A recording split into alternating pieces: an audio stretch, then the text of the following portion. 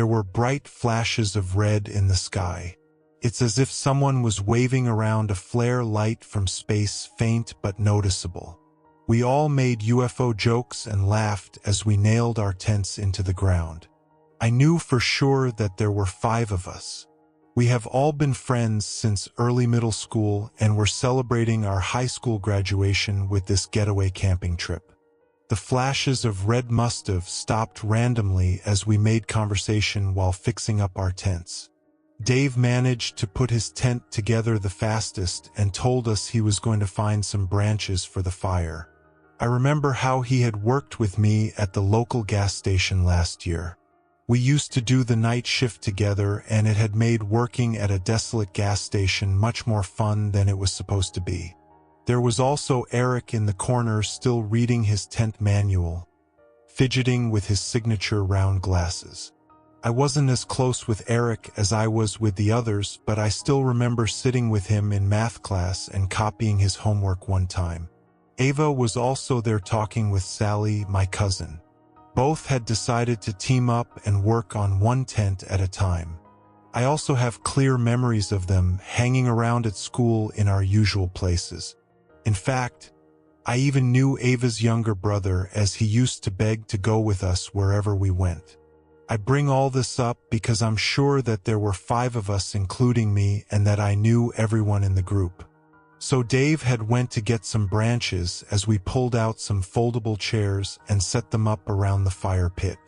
I remember feeling uneasy as the sun set and darkness began to consume the forest. The shadows of trees elongated around us as the minutes ticked by. Eric went to get a flashlight from his bag while we wondered what was taking Dave so long. He appeared soon after, the harsh rustling sounds of the bushes signifying his return. We were all buried in our chairs at this point, covered by our jackets. The temperature had dropped quickly and a slight breeze was beginning to pick up. "Geez, you guys weren't even bothered to pull out a chair for me," Dave said as he arranged all the branches in the pit. We had set up 5 chairs around the fire. I tried to rationalize the situation, but no matter how hard I focused, my head felt like it was underwater. I had perfect clarity up until that moment, but when I tried to focus on why 5 chairs were occupied when Dave hadn't sat down yet, my head seemed to just stop working, as if something was reaching in and pulling out my thoughts. Instinctually, I felt even more uneasy now, and I had wondered why. The whole forest had gone dead silent. I looked around at the faces of the others and could tell that they had felt the same. Eric was fidgeting with his fingers, trying to scan around the group and spot the extra person, but it was futile. I scanned every face, each etched in worry and frowning in frustration except for, "It's all right, I'll get the chair myself," Dave said, breaking the silence and somewhat alleviating the tension. I got up and offered to help him. He looked into my eyes and nodded knowingly. We headed away from the fire pit towards the tents, but I kept my eyes glued on our group. "How many people are here?" I whispered to Dave as he looked around and realized that we had indeed only packed 5 chairs. In fact, every person had brought with them their own chair. They were heavy to carry, and we wouldn't bring any extra needlessly. "There's 5, right?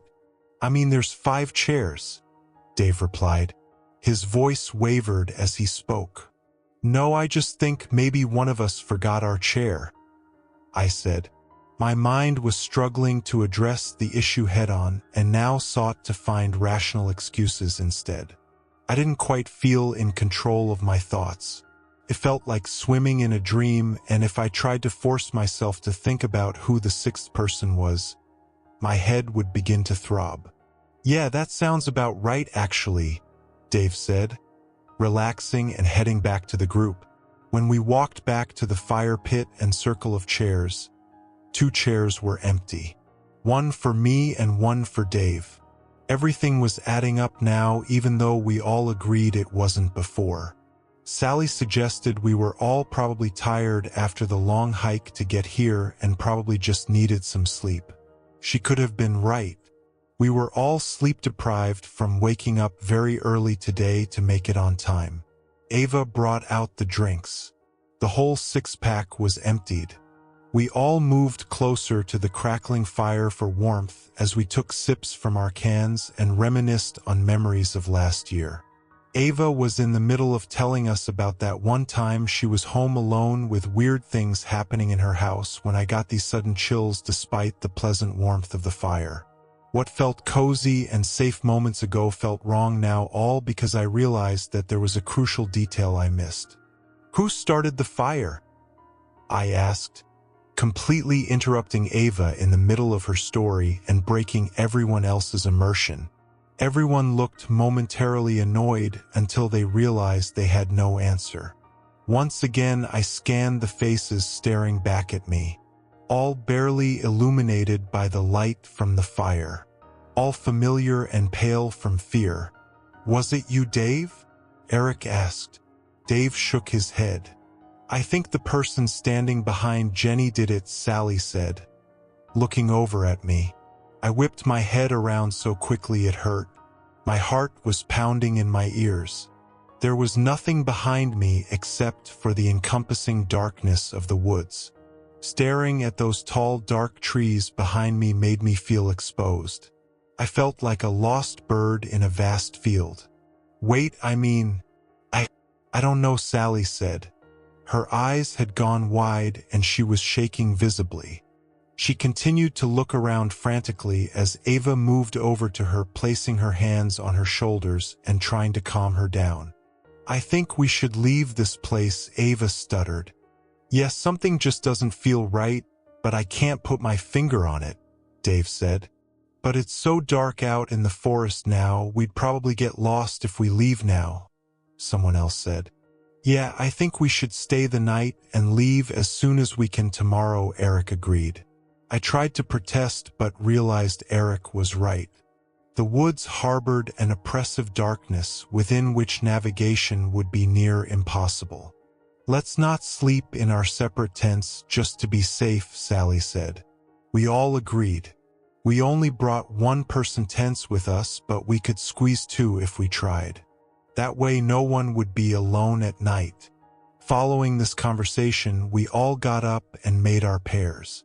I went with Dave and Sally like always went with Ava. Eric kept complaining that he didn't have a pair, but we reassured him he did. He wouldn't accept it. I feel like at some point we all realized that there were only 5 of us and suddenly we were all huddling up in the middle of the clearing. "Why do we keep thinking there are 6 of us here?" Eric asked. Sweat was dripping down his face despite the cold. We had nearly left him all alone on his own under the assumption that there was another person. My stomach turned as I squeezed my eyes shut and tried to mentally recap everyone here. My head throbbed, but I kept pushing it. "There's me, Dave, Eric, Ava, Sally, and..." I was pointing at each of them as I said the name. I retched and emptied the contents of my stomach on the ground when I got past Sally. The left side of my head felt like there was a knife stuck in it. My vision was blurry. Dave held me up to stop me from collapsing, and we all wordlessly started to move towards the tents as someone put the fire out. Dave helped me into a tent while the 4 outside discussed what to do. I could only focus on snippets of the conversation as the excruciating pain beating against my skull came and went in waves. Sally had the brilliant idea of arranging 3 tents together so their openings faced together at right angles in a sort of U shape so we could sleep as close as possible and also limit the entrance to our tents. Dave was about to go to help as they worked outside, but I clutched his hand and asked him to stay with me. The tents took some time to arrange. I started to feel a bit better once everyone got settled into their tents. A quick head count confirmed there were 5 of us. Eric would have to sleep in his tent alone, but he was more comfortable with it since all the tents were very close now. Looking back now, I think he was just trying to put a brave face on for us. I regret that moment deeply, letting him sleep in his tent alone. He was always less integrated in our group and knew that none of us would pair with him. Just before going to bed, we all agreed to leave as soon as the sun rose in the morning. I remember taking one last look outside the tent into the forest before trying to fall asleep. The wind had picked up and the tree branches were swaying gently. Beyond our clearing was just pure darkness. It felt like the trees were closing in on me. With the faint moonlight illuminating our clearing, I turned my head to look over at the two tents we had left out and saw someone standing next to them. Despite the circumstances, sleep came quickly and easily. Ava's shrill scream woke me up in the middle of the night. Dave and I ripped our tent door open to find Sally and Ava looking into Eric's tent. We pushed them aside. Eric's sleeping bag was rolled up. He was still inside it, his head in the center, face contorted in utter agony. The rest of his body rolled around it with the blue fabric now dripping with dark blood. Dave zipped up the door of the tent. Ava was in shock. Her eyes had become glassy and unfocused. Sally was shaking her repeatedly, tears streaming down her face. Dave picked up his torch and yelled at us to get up and run. We left the campsite behind and entered the trail we had come from. The five of us huddled together, Dave leading in the front as he cast his weak flashlight over the path so we could see it. All we had to help us get through this 2-hour trail was a small white circle of light. Even the moon failed to illuminate our surroundings through the dense foliage. Ava tripped and fell, twisting her ankle. We came to a stop. Someone said they knew how to splint it so we could keep going. They dragged her into the woods instead. It happened too quickly for any of us to process. Sally was about to run after Ava when Dave held her back. She struggled and managed to free herself, running into the trees to follow the echoes of Ava's screams. I was about to run after her, but Dave held me by the shoulders and shook me hard. "We need to get out of here, Jenny, please," he said. I hesitated but jolted into motion again when Sally's voice was cut off abruptly. She had been calling out Ava's name as she ran after her. Dave and I continued to run down the trail, trying to get to our car so we could get out of here. There was nothing we could do. At some point, there were 3 of us running on the trail, Dave and I shoulder to shoulder while someone followed us closely behind. "Dave, who's behind us?" I gasped. My heart was threatening to burst through my ribcage and my legs burned. He turned to look at me. Confusion transformed into fear on his face and then into rage.